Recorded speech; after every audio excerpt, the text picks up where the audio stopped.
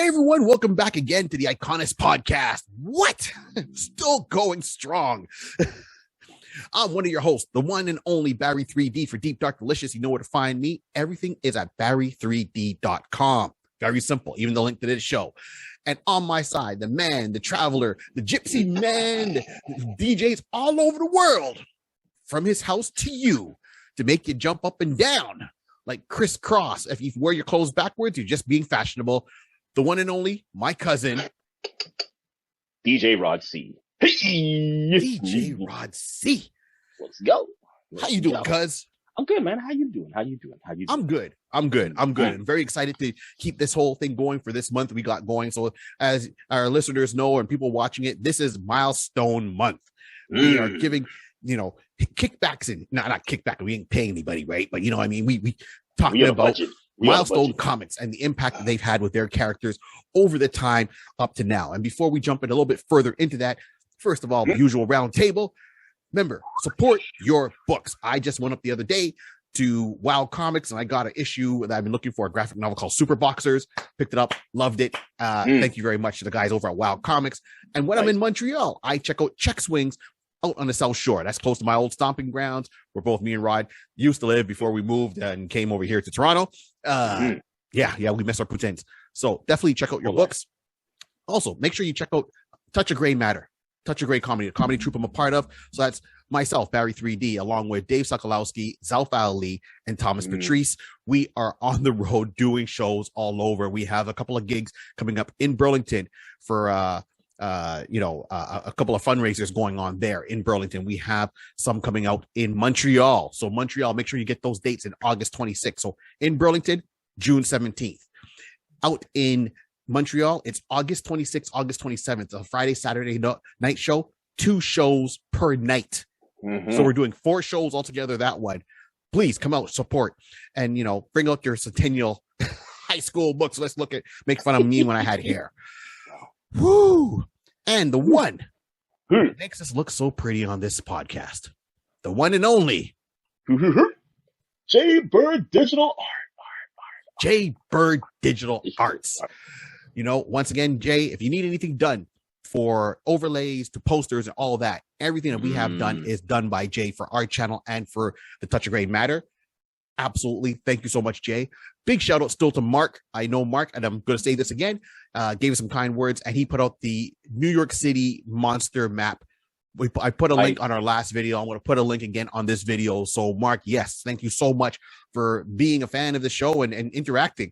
And I know Mark is really out there and he's got a fundraiser going for the animal shelter. So if anyone hears, I'm going to got to find a link from Mark and put that up there also so we can share, because it's all about having fun, having a good time, and giving back. There you go. It's all about networking. Let's help out each other. Listen, we're out here having fun. And we appreciate everyone who connects with us, communicate, talk to us, reach out to us, and just shoots the jokes with us. We appreciate that. And listen, what we got to do is build together. So yeah, when we get that link, we'll put that in the bottom there and we'll send that out. And everybody, if you got an opportunity, you're looking for anything that we have here, please check it out. Exactly. Right. So make sure, 1, communicate with us. We'll write you back. We'll chat. That's for sure. 2, we've got a Patreon page. So we're looking to get followers on our Patreon page, and we have exclusive videos on there right now and more coming on the way, along with polls that you can always participate in, and we'll chat there too. So keep in mind, we have a Facebook page and Instagram. I'm on TikTok because I'm on TikTok and so forth. So we have all those there, and we have a coffee page if you want to do a one-time tip donation to the channel to help us grow. Greatly appreciate it. So we're looking to kind of get those going, and we got I said on Twitter, we're active pretty much on Twitter also. And as I said, we go on barry3d.com. You can find everything I'm a part of and where to find me and what I'm doing next, be it online or live. And Rod, where can they hear you? You can hear me on the World Wide Web. You can find me on Twitch, DJ. So you can find me at twitch.tv/DJ Rod C. You can follow me on Instagram at Mr. Rod C. That's MrRodC. Easy enough. You can find me. Listen, I'm on the Twitch. I'm always having fun. I was just playing today, had some great times, some great vibes. Everyone was enjoying it for the last today, yesterday. Listen, it's a lot of fun. Come on through.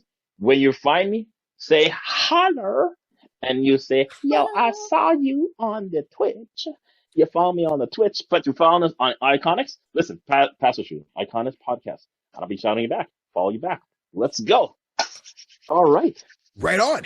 And with that being said, let's kick it off. We're doing our whole Juneteenth kind of month milestone because that's the theme. Sometimes we got to put some work into it. And today we are talking about hardware. Hardware. Now, I'm not talking like, hardware, software, your computer upgrade. Please move on to whatever operating system you have on your computer. No. We're talking about hardware, the character from Milestone Comics. He was out of the Milestone characters that we created. Hardware was the first official book released under Milestone to open up this world. And man, did these guys put some detail into all the characters they did. I think other creators, when starting a universe, should have done the exact same amount of work that Dwayne McDuffie and team have done.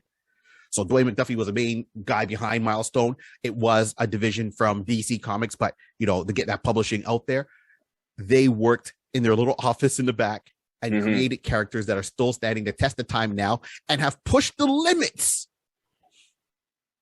on social commentary. Nice. The archetypes and the technology the characters used, which has been used by both companies after the fact. Yeah, they say, what is it? Copying is a serious form of flattery if someone copies you. Imitation. Imitation is a great form of flattery. Imitation. So right, that's what they say with that. But in the hip hop community, they call it biting. I'm joking. No, I'm not. I don't know, man. Yeah. There's some things you can do and cannot do. But of course we understand what it's going to be. So, I was sitting there and it was fun to reread this character's books. Wow. And the arc that he had, and we're talking the original series, not when he came back for the new 52, even though that is important. We really just like to get you at the origin, the Big Bang, which I'm not talking about the TV show, but everything that refers into the Dakota universe is by the Big Bang that happened in their world, and how they explain it in their books when you read the rest of it and when we talk about it. So, hardware. Issue number 1. Character was introduced in his own book in issue number 1 in February of 1993, even though the cover dates are saying, April of 1993. That's how they usually do it. And the artist was Dennis Cohen on issue number 1. He's worked for Marvel on different other books from, Power Man and Iron Fist to Deathlock, Deathlock the Demolisher, who we've covered before. About to say, yep. Right, and other books. So, good on them. And this was a kind of they really gave a nice snapshot into what the world was for a person of color coming up in circumstances and how the frustrations that it would have. And that social commentary, as important as it was back in 1993, still stands true today in 2022. Right. Can you hear me now? 2022. Right. That's a long time. It's a long time. And keep in mind, 1993, right? People weren't using Google or so forth to do certain things, as opposed to now, like everything's smartphone.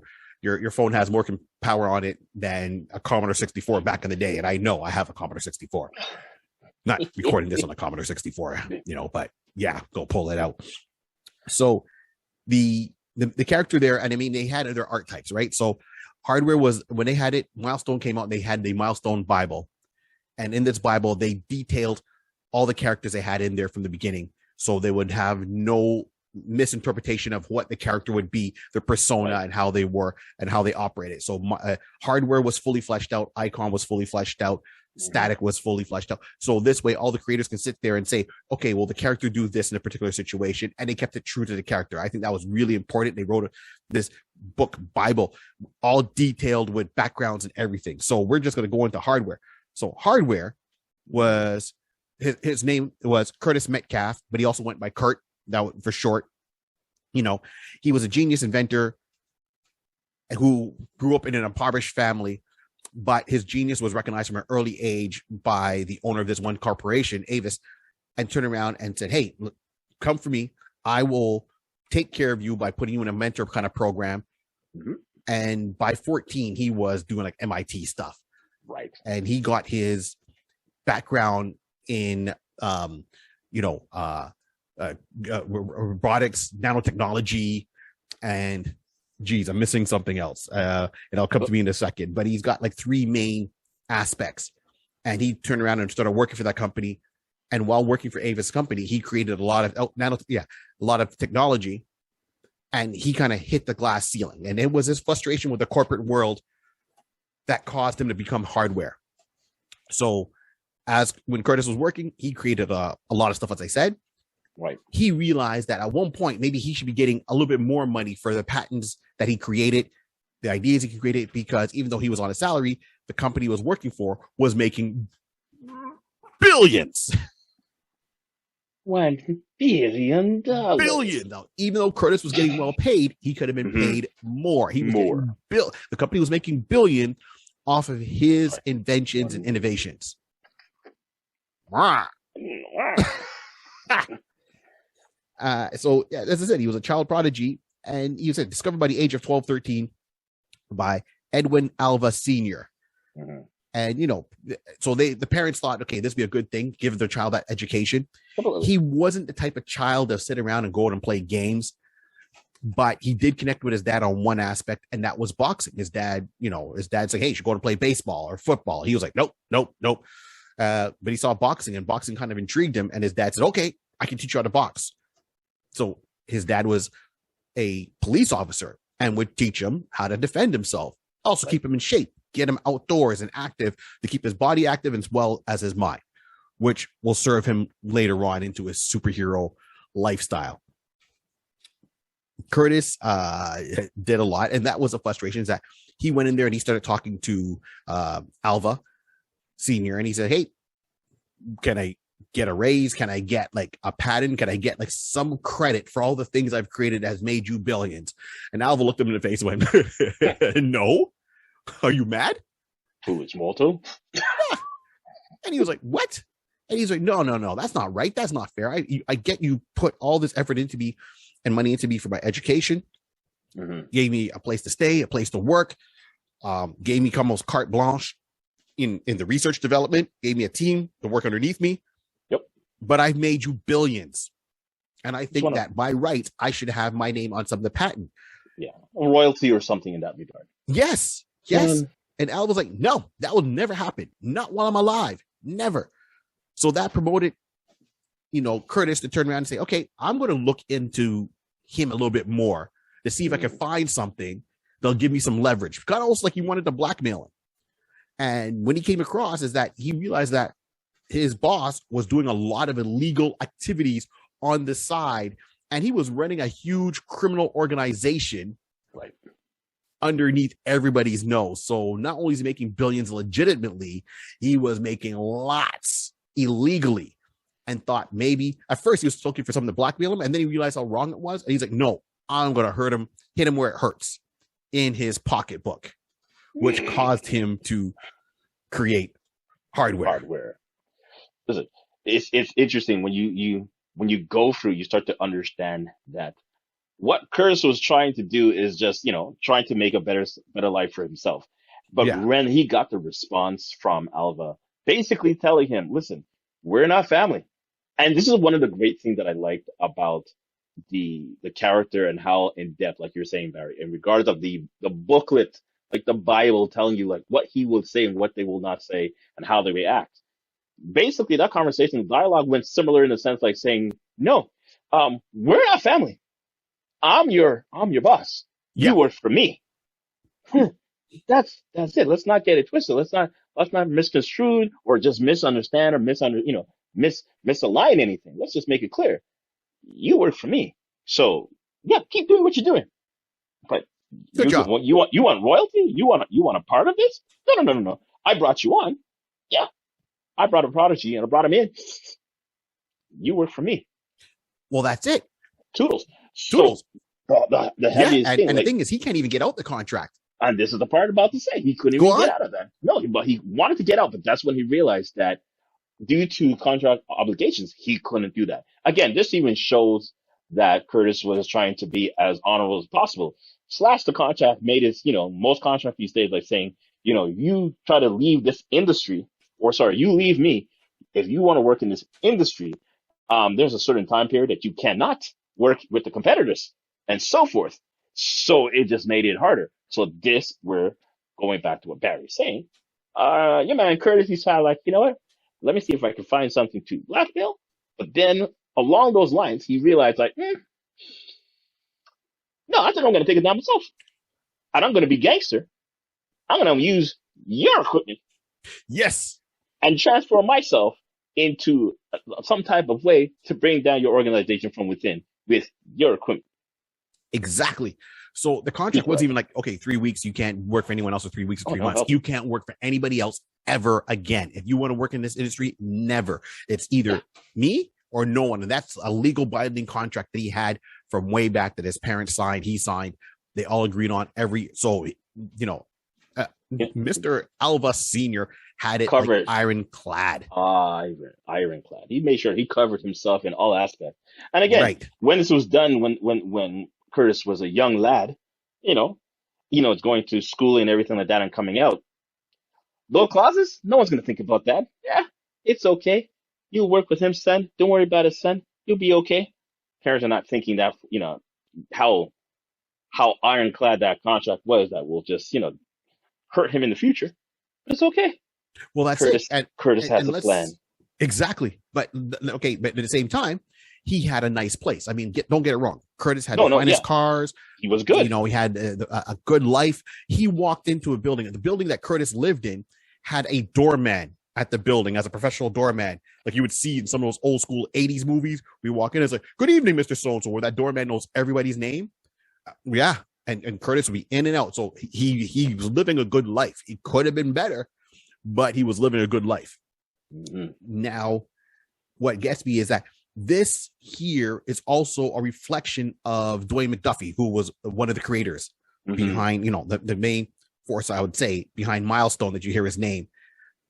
That was his frustration. His frustration is when he used to work for Marvel. He wanted to do certain things, and he hit the glass ceiling. They kept putting him down, and not putting him down by degrading him, but they just want to let him go and excel as much as possible. Correct. So he was also writing his own frustrations in there as a person of color, and also relaying that as people of color within the corporate world, what they would have to go through and hit and not get past certain ceilings, right? Things have changed a lot for the better this day and age now, but back in 1993, there was no Black Lives Matter, for example. There was no woke culture. There was a lot of it that was done, and as a person of color, you just had to say, well, that's just part of the way of life. You just got to find the lesser of all evils at times to kind of excel as far as you could excel, because you weren't going to get past a certain thing just because of the way you looked. Simple as that. So that does get a lot of that frustration in there, and he conveys that very well through this character.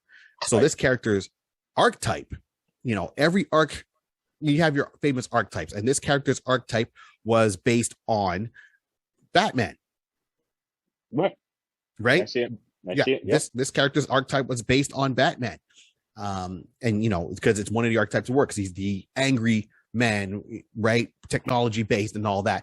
If you got to put in other terms, to me, he was a mashup, if you had to look at it, of like if you had to be Marvel, of Iron Man from Marvel Comics meets Night Thrasher from the New Warriors. Nice. Put it together. There you go. Dwayne McDuffie's influence of getting more of this character's persona was him walking in and watching the movie Unforgiven with Clint Eastwood. And he walked out and went, okay, got it. This is going to be it. That's his kind of revenge tale of doing hardware. So you get where the writer was coming across. That's how I take it with the Iron Man and Night Thrasher kind of meeting up. Right. If you even look at the color schemes and so forth, the attitude. Yeah, I can see that. That's my personal 2 cents there, and how he goes forward to it. So, yeah. I once again, I enjoyed it when I read it the first time. I enjoyed rereading it again, and I'm like, wow, yeah. Why is this character not around more often? Listen, that's part of our function. Our mission is just to relight the fuse for a couple of people. So Bring it back. we just saying, but we'll get to that part later on. Right. So let's get into a little bit of the character. I mean, and when we say that certain things were taken from this character. So first of all, in 1993, in this first issue, Curtis turns around and says, okay, I'm going to turn around and bring down the establishment. I'm going to bring down all his illegal operations using his equipment. I'm going to make a secret lab within his lab. So it wasn't like his secret headquarters was in a outer space floating satellite. No, it wasn't like his headquarters was in a cave. No, Hardware's headquarters was in a forgotten section of Alva Corporation's main office inside the lab that he works in a forgotten part that was sealed off that he reopened and gave himself access to using their own equipment against them. Gangster. That's just full-time evil. I'm going to use your puff against you. Oh yeah, by the way, I'm going to use it in your section in your backyard. What? Don't worry about it. Don't worry about that garage back there. You forgot about what? Don't worry about it. Right? Good. It's all good. Oh my, okay. This is how cool this is to me and how brazen this guy is. That means he walks into work. Talk about it. Does his job. Talk about it. Says, I need a 15-minute break. And runs into his secret lair. Still at work to check some things out or bring something in. Comes back. How's your break? It was good. I had a juice box. And a shawarma. And some cookies. And, or some chips. Good. And he's back. Meaning he's still at work and he's working within work. He was multitasking. Listen, what you're trying to say and not saying. He was still on the payroll. He was on the payroll. He was on payroll and he was taking them up with him. Right. That's gangster. Oh man. It's not like he was fired and he left the company. I'm still inside here. I'm still on the payroll. Look, it's like Superman if he had the Fortress of Solitude within, the Daily Planet. Hilarious. Right? It's like Peter Parker having a well-done closet at the Daily Bugle. Listen, I'll even tell you. It's what it's like? What? And we've seen something like that. If you go to which was the second Batman? Was that Batman? Out of the trilogy with Joker? Oh, right. So basically, the scene when Joker. The Dark Knight Rises, yes. The Dark Knight Rises. So the scene when the Joker was coming into the party and Bruce is now walking through the panic room and all that kind of stuff, whatever the case to be like. Right. How did you? Wait, don't worry about it. This is my own panic room. So basically, he had himself already set up within there, saying, "I'll be right back." Right. Anybody seen Bruce? Yeah, I saw Mr. Wayne. I escorted him out the back. He's safe. Okay, good. Thank you. Fisticuff. Yeah. Wow. Like that's gangster. Like, okay, but it's not even his own building. That's how boldly he went to work for someone else who pissed him off, who made a secret headquarters. That's like you being in the office and you're like, well, I got a little corner in the office building that nobody goes to, that forgets about, that one cubicle that I'm going to make my little oasis when you walk away. Hilarious. Man, genius. So it was well funded because he had a limited budget. So there was nothing about, I need this, I need that. They're not going to look at it because I think it's be part of a project that he's working on. So he didn't have to worry about budget. He didn't have to worry about storing anything. He gave himself access.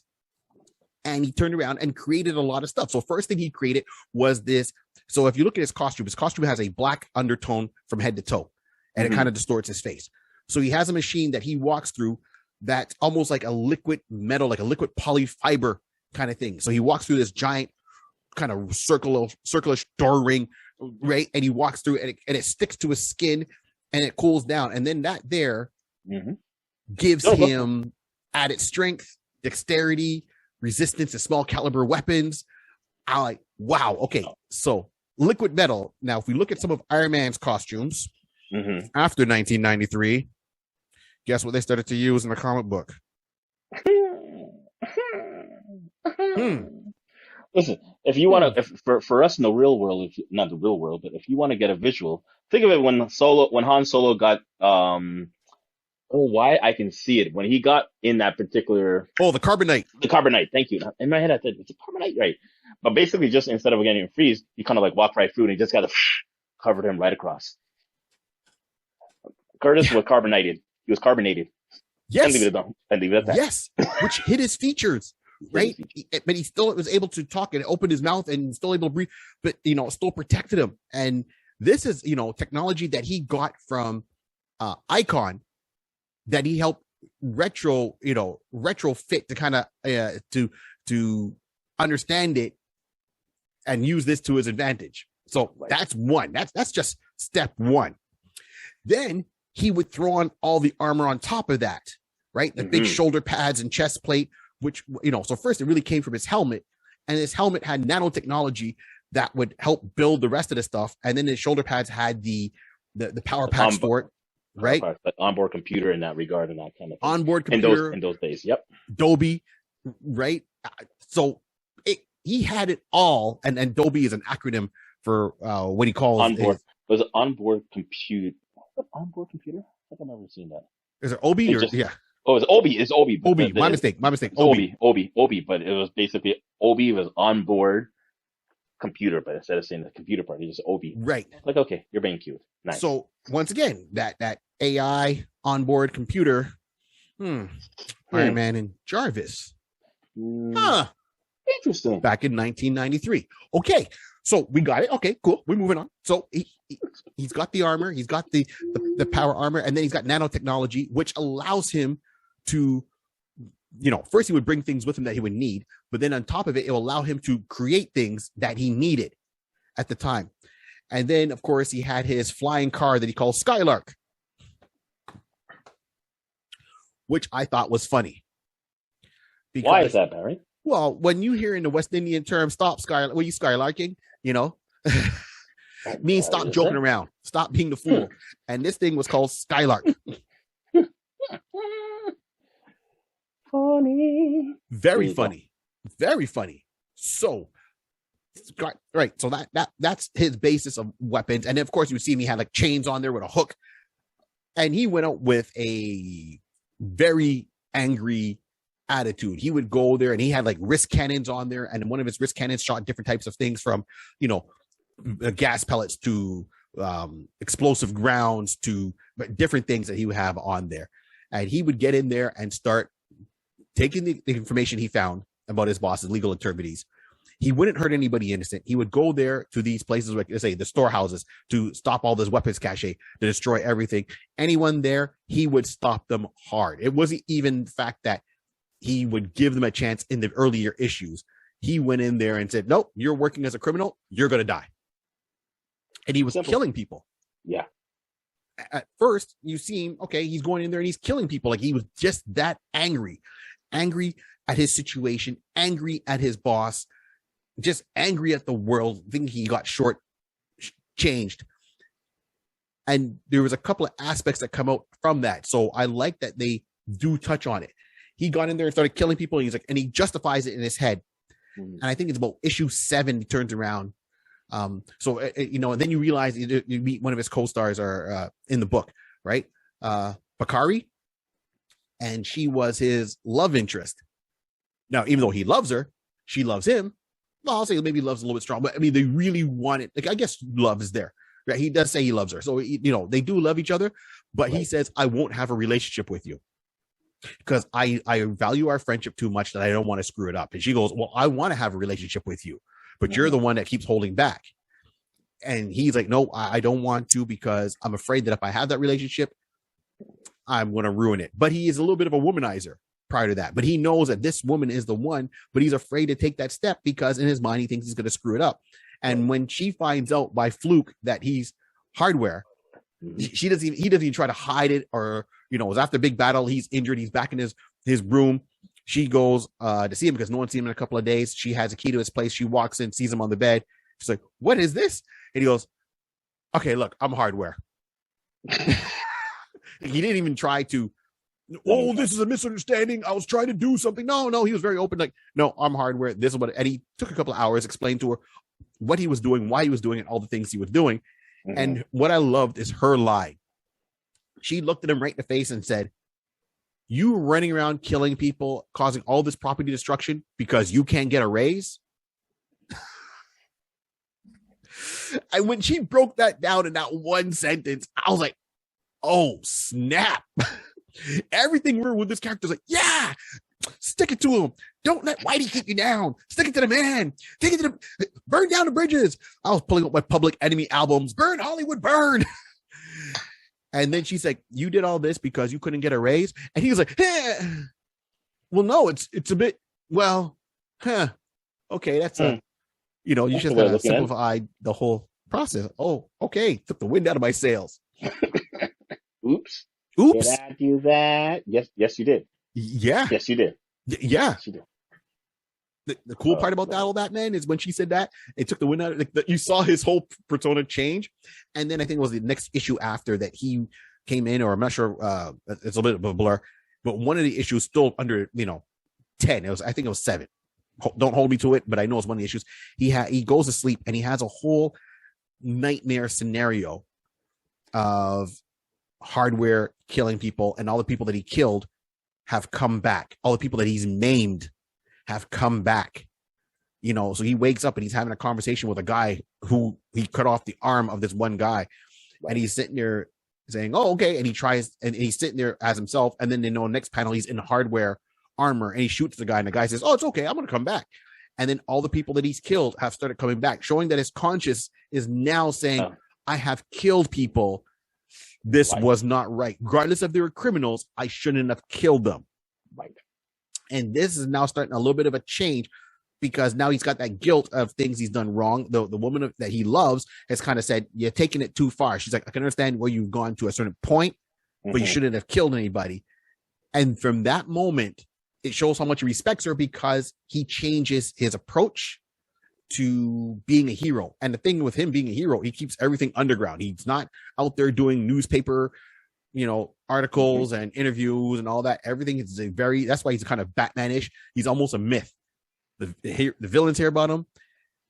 He's got other obstacles to go about the way, but I find it very interesting. And without hardware, in my opinion, we wouldn't have gotten a lot of characters like Ironheart from Marvel, the technology that's used with Steel and Iron Man and some of their issues and comic books. No Miles Morales would be around, in my opinion. Okay. Right? I mean, it really opened the door to Black people being represented that way in the comic book industry as they are right now. That's my 2 cents. No. Good 2 cents. Good 2 cents. It's a good 2 cents. Let's go. Okay. And it goes on. As I said, so there's a lot of other characters and supporting characters in there. So there's Bakari Young, who's his girlfriend, and then there's Jolly Jock, or Don Cornelius, right? Okay. Who's a mob leader, and he helped fake the death of hardware at the hands of Harm. So this is another part of the storyline. And he's been there. He's crisscrossed over with Static, and he's helped Static. He's even set up Static. If you read the News 52 version of Static, there's like a little mini series, or I don't know if it's supposed to be a mini series. It came back with Static Shock, and they brought him back. And then, you see Virgil working at, a company that Curtis is running and owns, and he gives him his own lab in there because he realized that Static himself is a smart guy. So a place where he can go and put up his little board and help him develop his powers more. So he's given him that. He's helped Icon, repair his communication device so he can reach out to his original home planet. And we'll talk about this more when we talk about Icon. Right. So he's that smart of a guy. He's just angry. He gets less angry as time goes on, but he's angry, and he knows it too. He even refers to him as like, yeah, I know I can be an a-hole. I know I can be an a-hole. So he's fully aware of his attitude at times could be a little bit too much, and he does soften up. But his adventures going on, he's not just dealing with like techno villains. He's dealing a lot with street crime, and his whole thing is stopping weapons from getting out there in the area he was living in. And not even so much in his area, because his area, he lives in a nice area, a nice neighborhood, but in the impoverished area, as I said, really trying to stop things at the source and bring this company down. That's his main goal. That's his goal. Yeah. Totally understand. Yeah. I know I've been doing a lot of talking. Rod, what are you saying? No. What do you think about? But so what I like about, it's hard. It's like, what else can I say other than what you've been talking about, Curtis Hardware? But his persona is that, like you said, there's a certain point you start to see that he's starting to mellow out. And as you point out, because they wrote it in properly in the sense of like, we're having a character who understands the value of what he's doing. Like, he's like, we're expecting this character to be coming out, okay, I'm all guns in. You know what? You're not giving me what I want and everything along that line. You know what? I'm going to stick it to you and I'm going to work from within. I'm going to use your own equipment and your own, work from within and just stick it to you, that type of scenario, and come out all guns ho. Great. He could have been, as we started, he could have been that similar parody off of Batman, where Batman Bruce is like that. That's how we know Batman to be consistently. He's like that. From when he started to now, Bruce Wayne, aka Batman, is still the same. What I like about Hardware, Curtis Mayfield, is that they've gave him the opportunity to write it in that he was a hard person. But his reasoning for coming out as Hardware, you said the reality check kicked in. I was like, yeah, I guess I didn't get my raise. So let me really think about this. And he changed his whole persona. And that was a great way that they read into the character, showing him that, you actually have to live with the consequences of your choices. You understand that what you are doing, you can make a change. You have a choice. Bruce Wayne has a choice. Love him to death. Yeah. Bruce has a choice. He doesn't have to be so gully and a man of the night, and just everybody has a choice. So, that's what I like about it. So the writers did great. Like I said, they really dove into the character. And I really, honestly, for most characters, when you start seeing that type of development within and they start to go one way to another, and it's not sticking to one particular MO all that time, it shows that, listen, we're going to change it. Even if you do a particular MO and then 5 years later you change it, and then another 5 years you come back, hey, people do that. People change. Not everybody is exactly the same, stamped, printed like that for the rest of their life. No, so this is a great thing. So, for me, I like the character in that regard. So that gave me some good insight of when we get to our point later on of who we chose.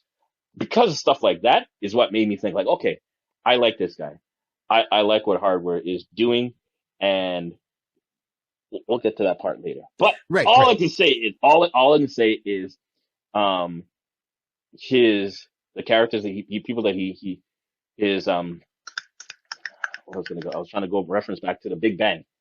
Right. Again, it just everything developed out. He was one of those people who didn't develop out of the Big Bang due to any type of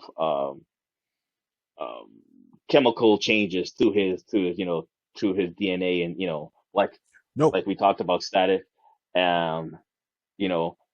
Rocket didn't do that. I mean, when we get to the last group, when we get to the Blood Syndicate, we can delve into there. But Hardware was a man through and through, no changes. Yeah. He was not affected by the Big Bang, at all. Right? It's just that's their jump point that they use for everyone that's got their powers.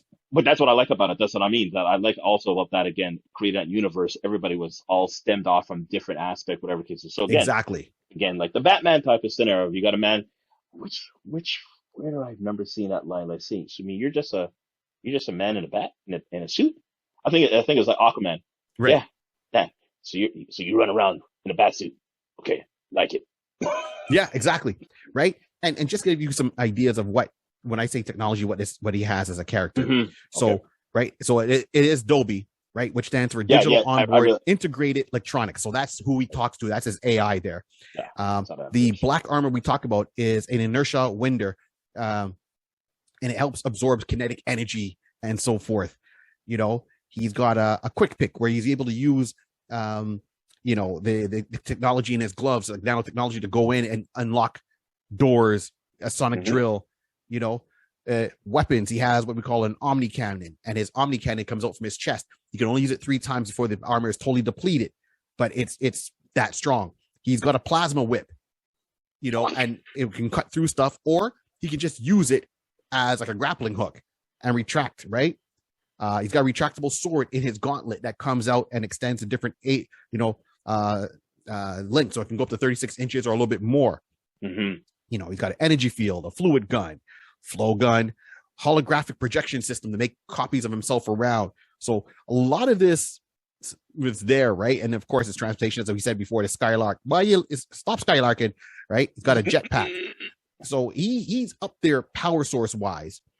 And they got to make sure his name is hardware. See, he has to have more than 1 or 2 or 3 piece of hardware on him for actually justifying his name. So that's the great thing about it, that we're great that he is such a genius. But we got to go back to starting from the point. Right. Curtis is a highly intelligent individual, technology genius type of way. So basically, he has the ability, again, evil from within, creating all of these pieces of hardware within their backyard. Hilarious. Yep. Crazy burn, crazy rub. And this is what I liked here. As a person who I love music, obviously, right? We mentioned it before. I love dancing. So be it if it's hip hop or house, funk, whatever. I love dancing. That's where I really got my start into, let's say, the realm of showbiz, and still love it. Rod, clearly his name is DJ Rod C. I mean, we know what Rod does. It's in his name. He just says so.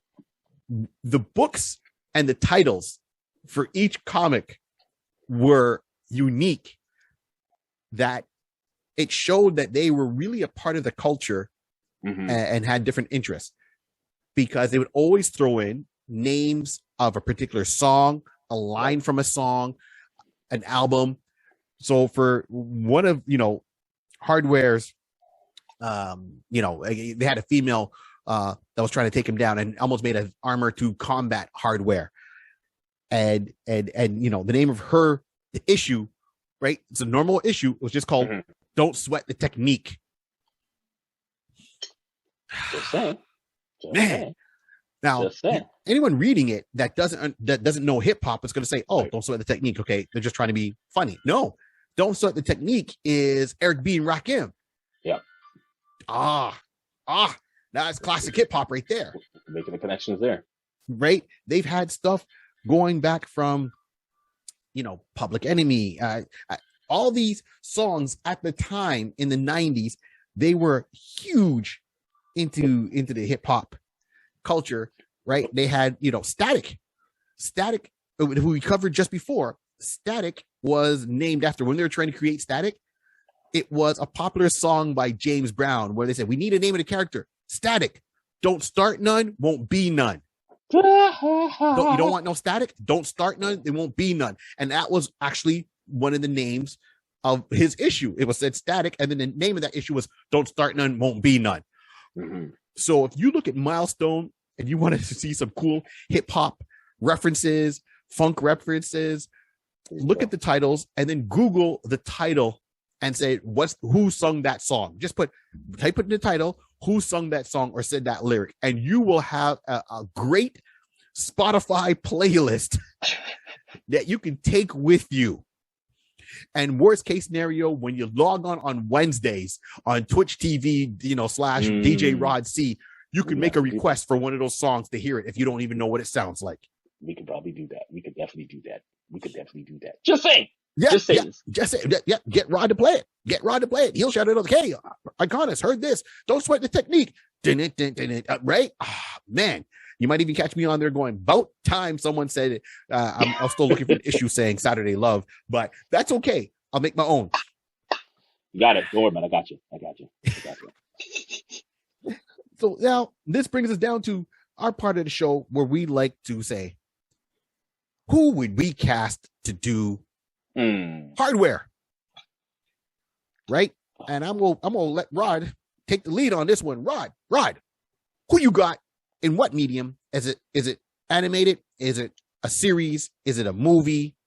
And out of that, how would you see this coming about? Okay, so I will say the main greatness about what we're doing right now, we're doing the milestone dedication, basically doing their characters. I would love it to be a series. Why? Well, we'll get to that part shortly. Mhm. We know what we've been saying, and we're continually saying for every week going forward. But a series would be great.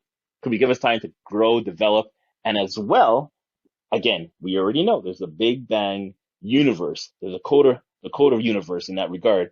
We can now interchange, intertwine, visit, follow up. They're all in the same city. So it goes back to how we always said. Again, everybody's in New York, and how you mean these guys are not interacting with each other? So it's the same type of thing. So with that, I would like to bring to the table Trevor Jackson. Trevor Jackson. Trevor Jackson, you say, who he is. Let me get that for you. Trevor Jackson is, if you ever watched the movie Superfly, Yeah. he was the main. He was basically Superfly. That's one. Oh, That's one. So I wanted to go with that. So the very he has the ability to be that gun ho type of individual that I'm saying like, yeah, you could be a problem. You might hurt somebody type of scenario.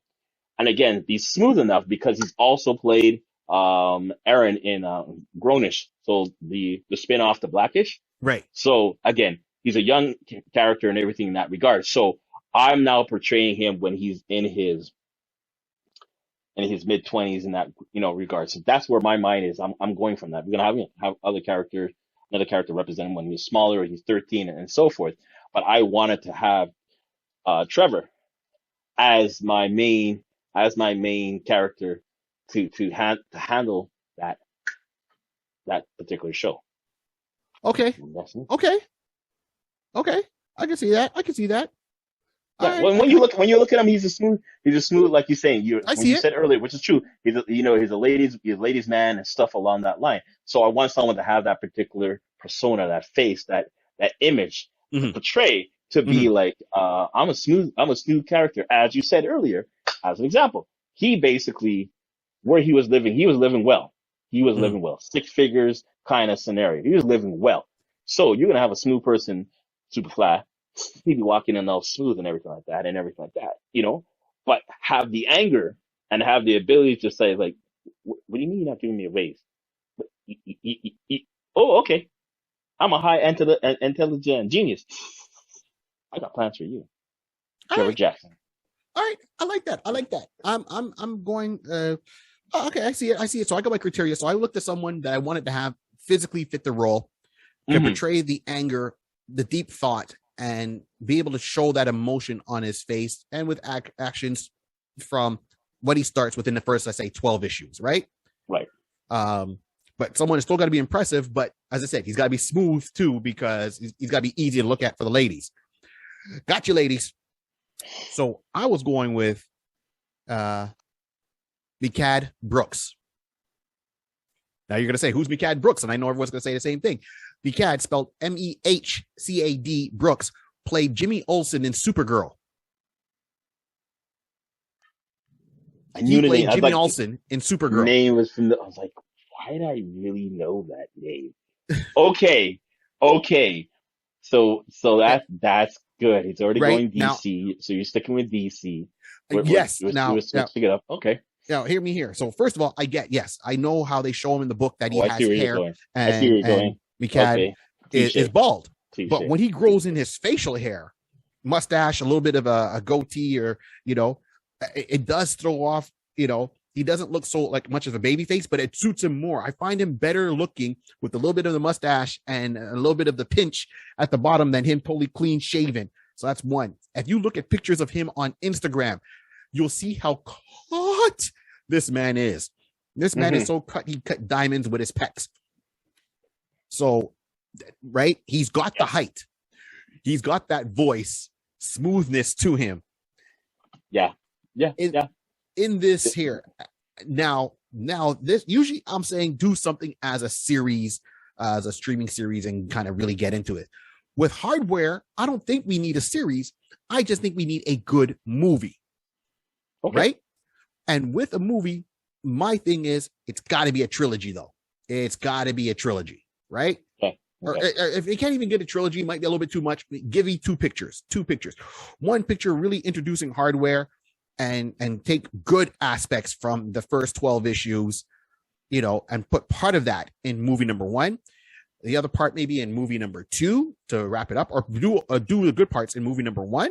Movie number 2, have him crisscross with, you know, the point is, like, I'm looking at it is, like, if I say 3 movies, it's got to be movie number 1, movie number 2, and then have them crisscross with some of the other characters that we're going to talk about from Milestone in a big event. Okay. Right? Okay. I want to lead up to a Avengers style kind of event, lead up to Warner Brothers. And I know Warner Brothers loves doing all their stuff with, you know, multiple universes. We can lead up to the storyline with the Rift. You know? Okay. Maybe write it differently, that you don't have to bring in every DC character, but bring in maybe at least 2, 3 main ones to have them go into that Rift storyline. That would be, and I right? Or do it animated, but I would see really, I want a big budget picture. And the reason also is because Hardware was the first character released under the Milestone brand. So I know a lot of them times were saying, oh, let's do this character as a streaming service. I want this character to have the big hoopla. Since he was the first one to kick off that comic book world, okay, give him the movie, you know, first movie, deal with him. Okay. Second movie, let him interact, even if the other ones make cameos. And we're talking Static, Icon, Rocket, Blood Syndicate, and then have them do a huge team crossover in the third movie. So the other ones might have their own series, but with him, I think a movie would work better. It wouldn't feel so much, I guess, browbeating at one point if we had to do it as a series. A series can still work also. I'm not dismissing a series, right? A series can work also, but a series would have a good budget with it. So I'm still with that. And as usual, you know what I'm going to say. 50 Cent. Like I said, no. I know where you're going here. Yeah. I see where you're going. Great. Executive producer. Right. 50's always looking for something. So I say 50 Cent either reach out to either my boy, Mikad Brooks, or who you were saying, Trevor Jackson. Into Hardware. And since it's kind of a division of DC, you might actually be able to pull off and put this whole world together, man. So call us. We got ideas. We got ideas. Listen, I'm going to tell you right now, you didn't say it, and I was actually shocked you didn't make this reference. But when you said Mikad Brooks, I thought there was another paragraph that you're going to pull in, which is when he was playing Guardian on Supergirl. Right. Because he's already been in that type of action type of superhero position, wearing a body armor and that type of scenario, doing the fight scenes and everything like that. So when you said, and I realized it wasn't like, okay. That's true. It's hard for me. Like I still want Trevor, but now I can literally see why you weren't coming from that point, but I was seeing Chad Brooks from that aspect of it because he was playing Guardian on Supergirl. Not once, not twice. He played that character solid. So he can, just have to be a little bit more, because again, it's Jimmy Olsen being a nice, clean cut Jimmy Olsen. No, sorry, Mikhail, we're going to need you to be a little darker. That's right. Okay. Dig deep, brother. Okay. All right. I see you. Touche. Yeah. Thank you very much. Thank you. So, touche. Here's who's we got up for. It's either Trevor Jackson or Mikad Brooks. 50 Cent, produce it, be it a movie or a series. We're good either way. That is how we would bring Hardware to life. And it was going to be gritty. It's going to be, and I'm still really with 50 on this, because 50's been bringing out some great gritty dramas. Keep in mind to have that same feel to it, but now say, okay, it's part of a superhero genre. The best superhero stories are the ones that are able to be connected by everybody. If you're able to connect to them, and superpowers do not solve, will not solve racism. Superpowers will not solve poverty, but, put those characters in those situations and see how they would use their powers, maybe, or their influence to help out as best as they can. in certain scenarios. And this is what's going to give us that great entertainment value. Huh? That sounds good. We 50. Come on, check it out, man. Like you've been you got a lot of hits underneath your belt, and this would be, like we were saying, this would be another avenue. Which I can't believe you haven't been approached to do something like this, but it probably wasn't a character that connected with you, my friend. That would fit his style of what he's doing. Hits the stuff exactly. Like listen, please. Hopefully by this time you're seeing this one. This should probably be the second or third one. So basically, all I'm saying is we still got a lot more. Just follow us, check us out for the rest, check us all, and just see which one that you want to just start. You just want to start, like we said. Hardware starters. Started the whole city. They want to start there. Let's go. We'll have a talk. If it ain't broke, don't fix it. There you go. Wow. Well, that brings us to the end of another episode of the Iconist podcast. Thank you, everyone, for tuning in. Don't forget, you can find all our links on barry3d.com. Support it with the Iconist page, the Iconist on Patreon, our coffee page, all our social media. Add us, join us, add us, whatever case it be. We're going to keep on going. We'll keep on sharing. Rod, any last words from you? What's happening? Listen, all I'm going to say is definitely everyone, we appreciate you guys, coming along with the journey with us. Definitely stay tuned. We still got a whole truckload of stuff to offload on you. We got a whole truckload of stuff. We still talking. We still got some, because we're still communicating. We're communicating with you. Letting you know what's going on out there in the world. Let's do it.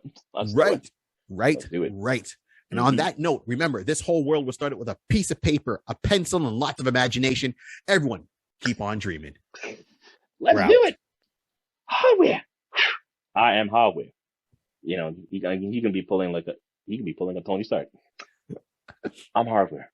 I can't even walk through a spider web without swinging my arms. So something touched me, my skin. I'm jumping and screaming, going, ah! Yeah, okay. All right, oversharing. Peace. Out.